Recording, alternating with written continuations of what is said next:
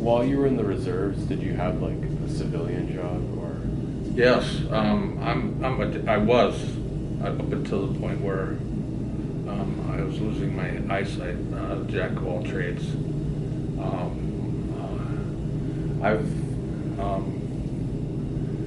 I've been done tiling, I've done block work, cement work. When I first got out of the service, I worked for my uncle, landscaping, and he was retiring, and so I went to another place that was landscaping, only they were turning into a construction company. And so from then on, it was all construction. And the last job I had before coming here, I was outfitter for a dog sled, White Wilderness Sled Dog Adventures, up in Ely, Minnesota. And so we were taking people out dog sledding, including the Boy Scouts. Oh. So that was part of their merit badge, or Oh, yeah. one of their, it was the winter. Yeah. And so they had to do so many miles and so many days, and so that was kind of fun. And then I worked at a resort and guiding up in Moose Lake, 10 miles from the Canadian border. Actually, we would ferry people up to canoe up into in Canada. Yeah. And so there's 3 different portage points that we drop them off. Or you could canoe all the way up Moose Lake, which is long. Yeah. And so I was a guide. I guide people fishing, mainly fished for walleye up there. And a lot of our clientele were from Illinois. They had a good 25-year span where, people would, a long history of people coming up to that Ely area for that kind of thing. You name it, I've done it. Yeah. So what would you say like the return home process was like? It was hard. Yeah. To go from high alert to nothing to, you go from 0 to 60 and then go 60 to, again, didn't feel like I fit in. Just a hard time. Basically, you kind of coast, or you try to coast. But I think that was my problem with. I think that's where my problem with alcohol started. I was trying to drown all of that, trying to coping skills. I had no coping skills, and they don't give you, now they probably do. Now they probably have a separation process when you start getting out. I don't know nowadays, but this was back in years and years ago. So I didn't want to have anything to do with the military at that point. So I just basically stuck to the woods and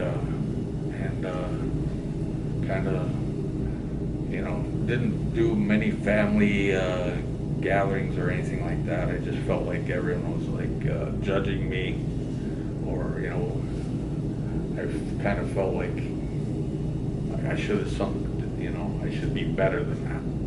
And I didn't have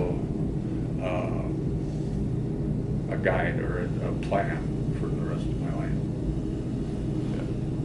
Yeah. And after your active duty ended, what was like the first time you reunited with your family?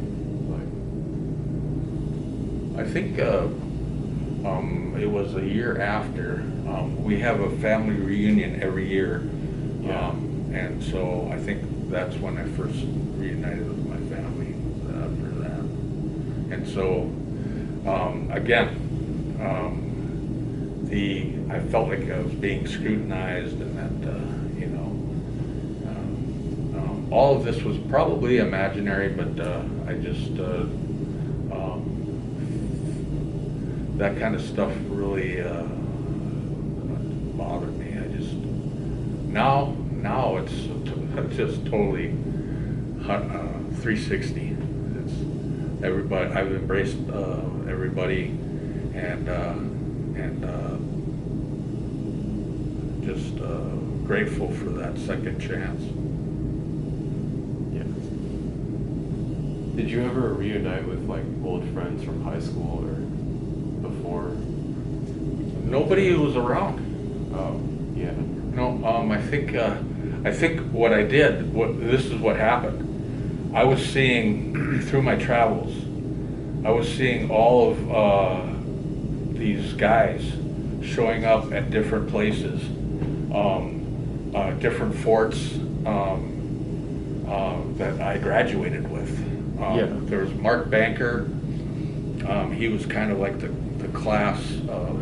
He was one of the most popular guys. He's a guitar player, and he sang our song, our graduation song. He had this long hair. To see him just buzz down to nothing. So all of these guys would show up in my different deployments or whatever, or I'd see them here around the country and down at Fort Bragg. Just in, hey, what? And so that's where I met most of the people that I went to school with. Yeah. It's the guys that, and one became a recruiter, and he was trouble from the word go, and to see him recruiting as a staff sergeant, it was just unbelievable. Yeah. Todd Dion, that was his name. So Tim Platt. So that was pretty cool. Yeah. But for the most part, everybody had gone in their own way. Yeah, everybody that I graduated with, they had a group family, or the group reunion, but it spanned like they grouped all of the graduating classes from 1979 to I think 85, and it was at like a Marriott. And it was just like, and so, I was like, I think I saw one person that was in my class. Yeah. The rest were like before me or after me, but we still had a good time. Yeah. So, and I'm trying to think of, there was one guy that moved back into his, Roger Nelson. He was the only one that bought his folks' house. And Mike Brandt bought his, and he lived a street down from me that I graduated with. But Yeah. we graduated in a class of like 680 something, so that's a lot of kids. Yeah. So I don't know, what was your graduating class? It's about 700. Yeah, So, see? Yeah, pretty big. Yeah, and I think you guys are probably closer than we were back in the day. We were cliquey. There was cliques, and I think it was just a different era. And I think there was a lot of,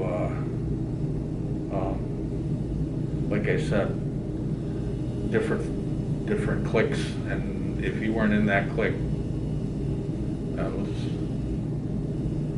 So yeah, I didn't really enjoy high school that much, other than hockey games, football games, and that kind of stuff. Yeah. Homecoming and doing all that kind of stuff.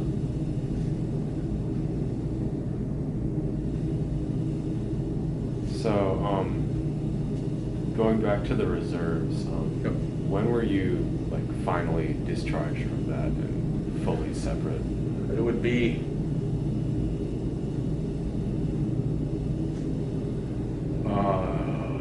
1989, and then 91 was when, I think it was 91 when they called, that I had to report.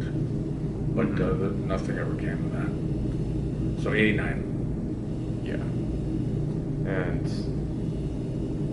That was Charlie 33, I believe, as kind of a sister unit. They had a old guard, but it was basically part of the reserve system, including Fort Snelling. So they had, I think they've decommissioned that. They had a post down there that they actually had a building with the chain link fence and then the motor pool, but I think they closed that down. I'm not sure. yeah. But that was down in Cannon Falls. So after you were fully out, did you ever like think that you missed anything about military life? Nope.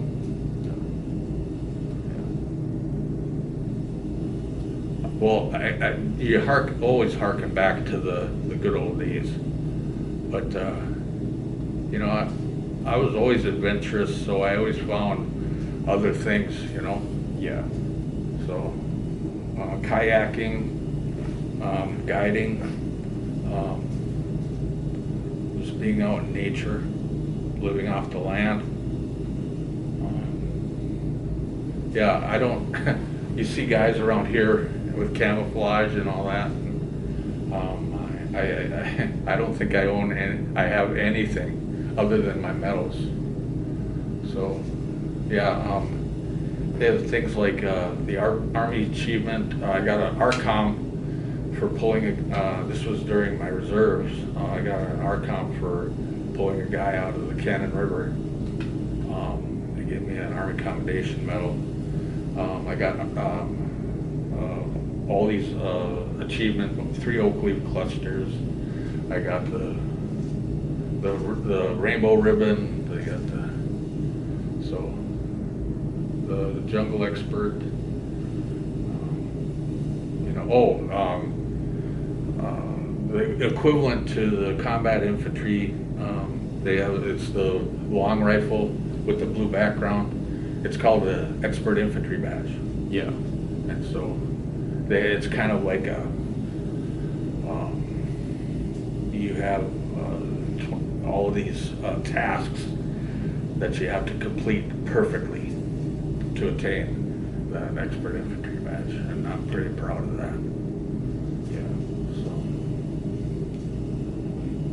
I had the infantry corps, and then in the 82nd Airborne they gave the French Fortigere, which was awarded to us by the French for our involvement in World War II. And so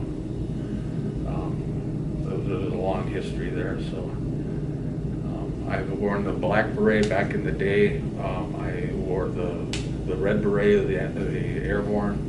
And so I think, you know, I wasn't a slouch. I thought I did my part. Yeah. Have you stayed in touch with your old comrades from? Not really. I guess I really went into the woods. I mean, I think about it every now and then, there's always the 82nd Airborne Convention that I can go to when they have that. Yeah. And they have that occasionally. We used to go to the convention when we were in the military, when they had it. Why? Because we were then not on DRF status, and it was a time to just to party. Yeah. And you got to talk to some of the old vets. Oh, yeah. And listen to them and their stories. Yeah. So that was pretty cool.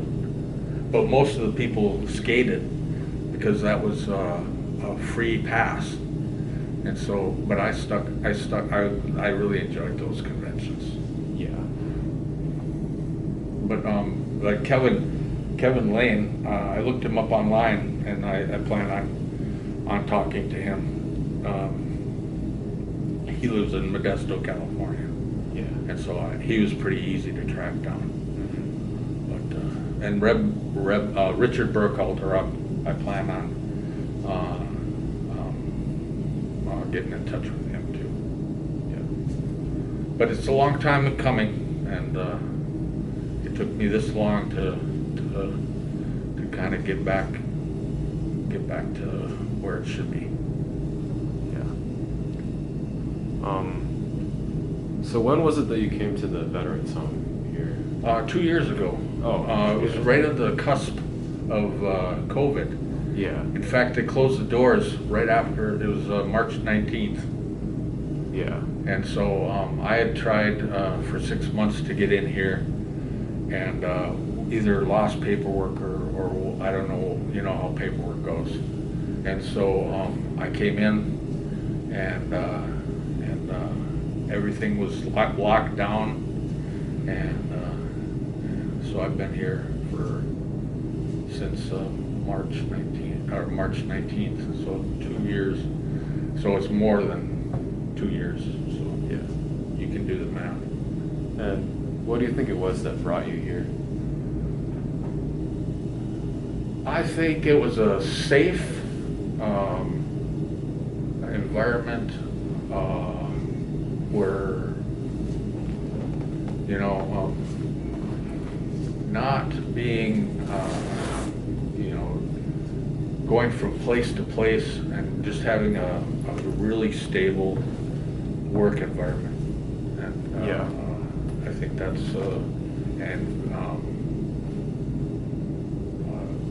when I say safe, I mean,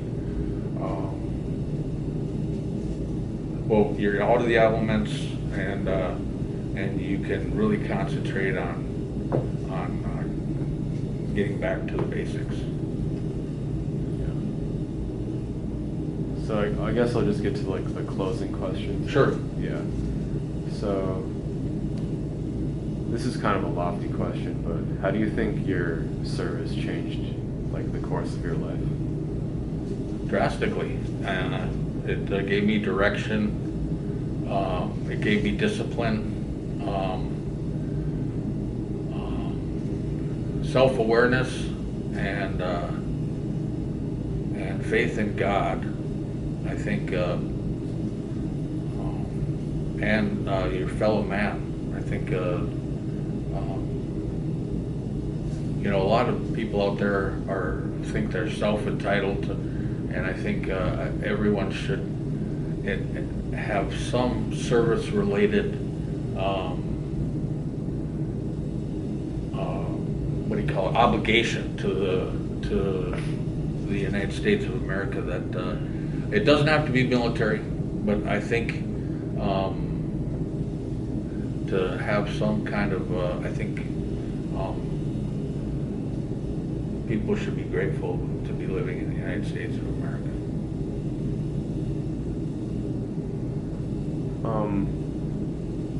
How do you think it changed you as a person? Well, I've always been stubborn. I've always been supposedly self-reliant. Yeah. And so it just basically galvanized this my rough course, and kind of honed it into what I am today. So the commitment, you got your honesty. I'm starting to sound like a Boy Scout, but there is a responsibility to be responsible for other people, I think, and to have respect, and so I think an attitude. Yeah. So if you could go back to like your 18-year-old self, would Yep. you join again? Probably the Air Force. If I had, I'd be stupid enough to do it all over again. I would. Yeah. I actually would do it all over again, only better, I think. But then, this isn't a video game, and there's Yeah. no do-overs in life. So I would have joined, if not repeat the process, I would have gone into another branch of Yeah. service. I don't think I would have, I don't think I was meant. Now I'm meant to go through college, but